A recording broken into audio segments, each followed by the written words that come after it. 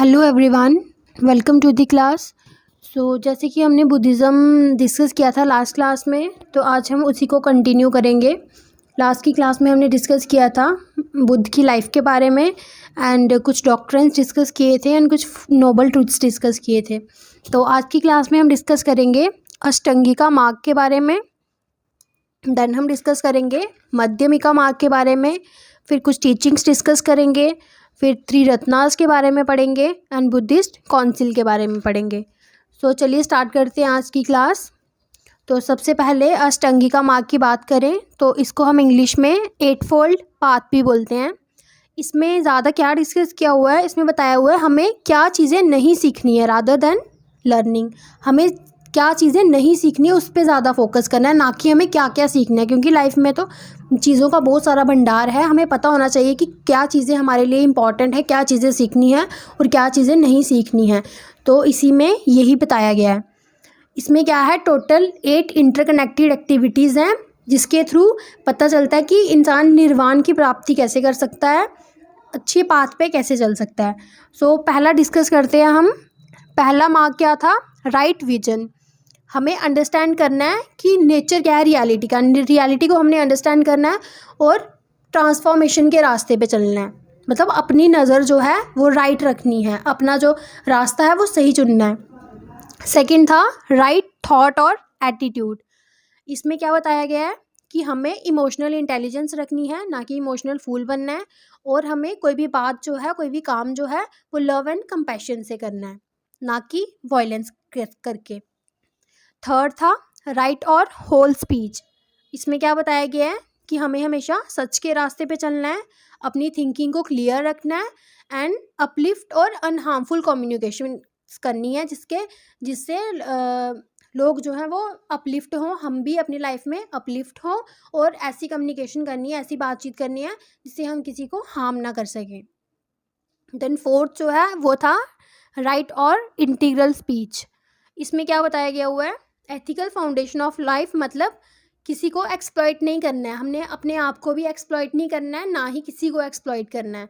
तो इसमें कुछ क्या बताया गया हुआ है, डोंट कमिट वायलेंस। हमें वायलेंस को कमिट नहीं करना है, ना ही हमें किसी की प्रॉपर्टी को हड़पना है, ना ही हमें किसी ऐसी एक्टिविटीज़ में इंडल्ज होना है जो कि करप्शन करती हों। हमें कभी झूठ नहीं बोलना है। देन हमें इंटॉक्सिकेंट चीज़ें जो हैं वो यूज़ नहीं करनी है। तो ये आता है हमारा राइट और इंटीग्रल एक्शंस के अंदर। ये जो मैंने 5 ऊपर डिस्कस किए, तो ये सिर्फ कौन फॉलो करते हैं, जो मोनेस्टिक ऑर्डर के मेंबर्स होते हैं। और जो मॉन्क्स और नन होती हैं उनके लिए कुछ एडिशनल भी हैं पॉइंट्स कि उनको और क्या चीज़ें नहीं करनी है।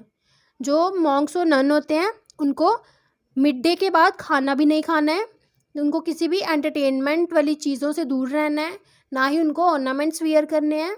और उनको लग्जरियस बेड हो गए या कोई भी गोल्ड या सिल्वर हो गया इंक्लूडिंग मनी, ये सब चीज़ें वो यूज़ नहीं कर सकते हैं। ये किसके लिए है, एडिशनल चीज़ें मॉन्क्स और नन्स के लिए। देन अगर हम 5th मार्क की बात करें तो वो है राइट और प्रॉपर लाइवलीहुड। तो इसमें क्या बोला गया हुआ है कि हमने जो पैसे कमाने हैं, जो हमारा लाइवलीहुड का साधन है, वो करेक्ट एक्शन पे बेस होना चाहिए, ना कि कोई करप्टेड चीज़ों पे। देन 6th की अगर हम बात करें तो वो है राइट एफर्ट और एनर्जी। हमें अपनी एनर्जी जो है वो हमेशा सही कामों में लगानी है, सही जगह पे लगानी है, अपने एफर्ट सही लगाने हैं। Transformative path of creative and healing action. Energy ऐसी जगह पे लगानी है जिसकी वजह से हम अच्छे रास्ते पे चल सकें, उस जगह पे हमें अपनी एनर्जी लगानी है जिससे हम अपनी लाइफ को हील कर सकें, हीलिंग एक्शंस परफॉर्म कर सकें। देन 7th की अगर हम बात करें तो वो है राइट माइंडफुलनेस और थॉरो अवेयरनेस। मतलब नोइंग वंस आउन सेल्फ, अपने आप को भी अच्छे से जानना है और वॉच करना है अपना बिहेवियर। माइंडफुलनेस, अपने अपने अपने के लिए भी अवेयरनेस रखनी है, दूसरों के लिए तो रखनी है अवेयरनेस, अपने लिए भी अवेयरनेस रखनी है। देन 8th की अगर हम बात करें तो वो है राइट कॉन्सेंट्रेशन और मेडिटेशन। तो कॉन्सेंट्रेशन को अगर हम हिंदी वर्ड इसका यूज़ करें तो उसको बोलते हैं समाधि। समाधि का मतलब क्या होता है, कि एक जगह पे फिक्स रहना, अपने माइंड को एक जगह पे फिक्स रखना, इधर उधर भटकने नहीं देना। Means getting once whole being absorbed, अपने आप को पूरा एब्जॉर्ब कर लेना, इन वेरियस लेवल्स और modes of consciousness and awareness, मतलब अपने आप को, अपना पूरा माइंड जो है वो एक जगह पे कंसंट्रेट करना, उसी को बोलते हैं मेडिटेशन, जो कि आजकल बहुत फेमस है। आजकल बहुत सारे लोग जो हैं अपने माइंड को रिलैक्स करने के लिए मेडिटेशन करते हैं। तो ये हो गए हमारे अष्टांगिका मार्ग। अब हम डिस्कस करेंगे मध्यमिका मार्ग। मध्यमिका मार्ग मीन्स मिडल पाथ। हमने हमेशा मिडल पाथ को चुनना है। जो बुद्धिज़्म की टीचिंग थी उसमें क्या बोला गया हुआ है कि हमें मिडल पाथ को ही फॉलो करना है। बुद्ध जो थे वो क्या बोलते थे कि अगर कोई पर्सन 8 फोल्ड पाथ जो है उसको फॉलो करता है तो वो अपनी डेस्टिनेशन पे खुद ब खुद पहुंच जाता है without the involvement of Monks. मतलब हम मॉन्क्स की इन्वॉल्वमेंट के बिना भी अपनी डेस्टिनेशन तक पहुंच सकते हैं अगर हम 8 फोल्ड पाथ जो हमने ऊपर डिस्कस किया अगर हम उसको फॉलो करें तो। अब हम बात करते हैं बुद्धिज़्म की टीचिंग्स के बारे में। तो इनका अल्टीमेट एम क्या था? निर्वाण की प्राप्ति करना, means departure from cravings and lust. ये क्या सिग्निफाई करते थे? कि हमें अपने डिज़ायर जो है उनको ख़त्म करना है। Greed, hater, ignorance, attachment and sense of ego, इन सब चीज़ों को हमें ख़त्म करना है अपने अंदर से। और बुद्धिस्ट की जो फिलॉसफी है वो एक्सेप्ट करती है ट्रांसमाइग्रेशन, बट मना करती है कि गॉड की एग्जिस्टेंस नहीं है और सोल की एग्जिस्टेंस, इन सबको ये डिनाई करती है। बट ये मानती है कि ट्रांसमाइग्रेशन होती है इंसान के मरने के बाद। और ये कर्मा पे बिलीव करते हैं। ये मानते हैं कि कर्मों की वजह से ही इंसान का रीबर्थ होता है। कर्मा क्या होता है? Karma is the result of actions जो हमारे इंटेंशंस पे डिपेंड करते हैं more than the action itself. हमारे कर्मों से ज़्यादा हमारे इंटेंशंस क्या हैं उस पर डिपेंड करते हैं। अब रीबर्थ जो है वो यही मानते थे कि ये कर्मा का ही रिजल्ट है। जो हमारे प्रीवियस लाइफ जो है, हमने पिछले जन्म में जो कर्म किए होंगे उसी का फल हमें अगले जन्म में मिलता है। रीबर्थ जो होता है हमारा। बुद्धिज़्म जो थे वो ज़्यादा एम्फेसिस किस पे करते थे कि हमें नॉन वायलेंस करनी है, तो इसलिए ये मना नहीं करते थे लोगों को। बेशक ये एम्फेसिस करते थे नॉन वायलेंस की हमें नहीं करनी है, बट फिर भी ये लोगों को मीट खाने से मना नहीं करते थे। बट जैनिज़्म में ऐसा नहीं था, वो मीट खाने को भी फॉरबिड करते थे। ये हो गए हमारे मध्यमिका मार्ग एंड अष्टांगिका मार्ग। अब हम डिस्कस करते हैं 3 रत्न ऑफ बुद्धिज़्म। तो बुद्धिज़्म में 3 रत्नास किसको बोला गया हुआ है? फर्स्ट है बुद्ध, जो कि बुद्धिज़्म के फाउंडर हैं। सेकंड है धम्मा। धम्मा मीन्स जो बुद्ध की जो टीचिंग्स हैं उसी को बोला गया हुआ है धम्मा। एंड थर्ड है संघ। संघ मीन्स जो बुद्धिस्ट मॉन्क्स और नन हैं उनके ऑर्डर को बोलते हैं संघ। अब हम बात करते हैं बुद्धिस्ट की काउंसिल की।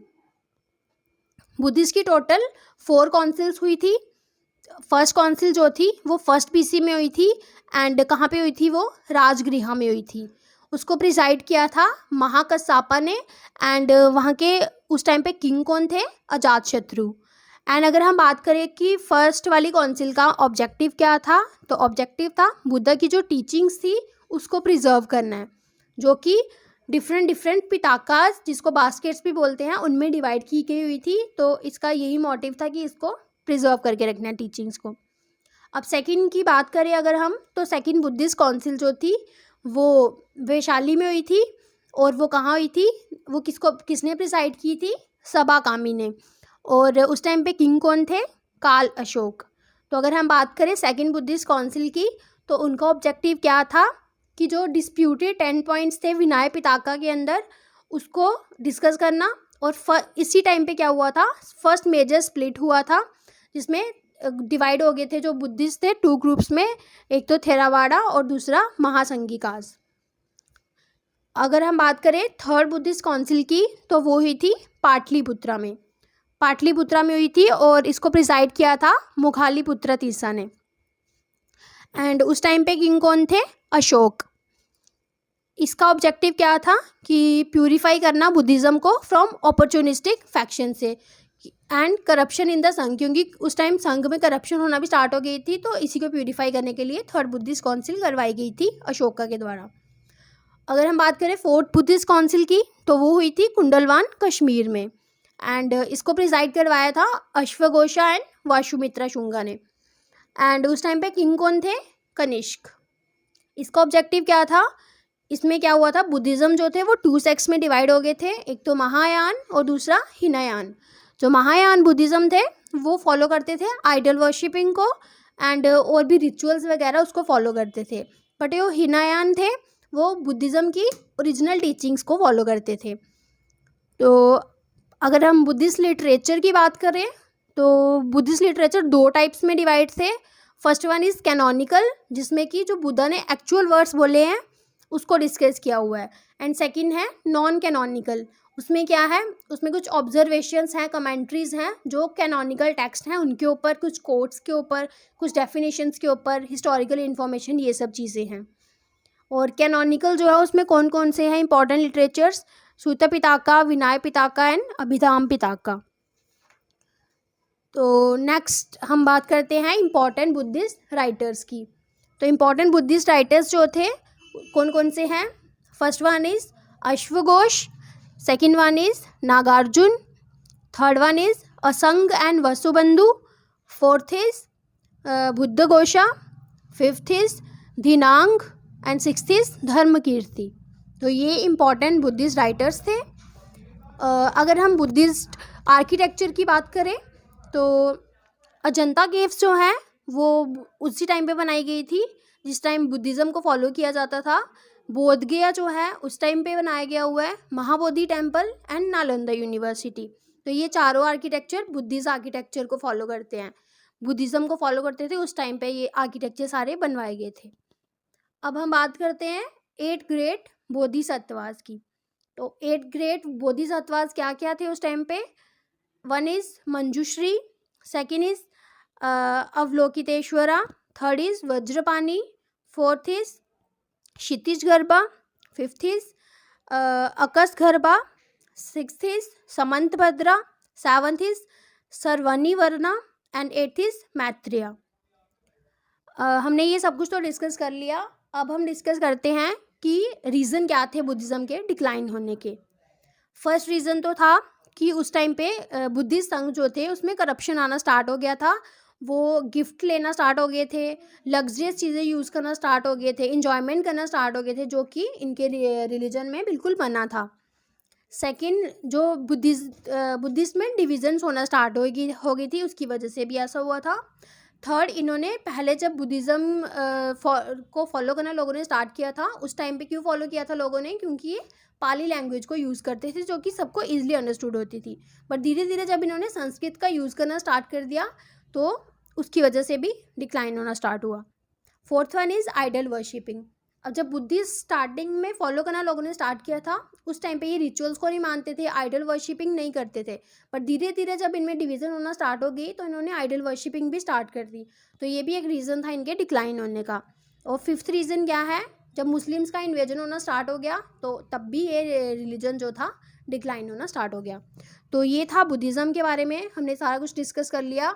अगर और कुछ भी आपको डिस्कस करना हो, कुछ में से रह गया हो तो आप कमेंट सेक्शन में ज़रूर बताएं। आई होप आपको ये वीडियो अच्छी लगी होगी। Thank you.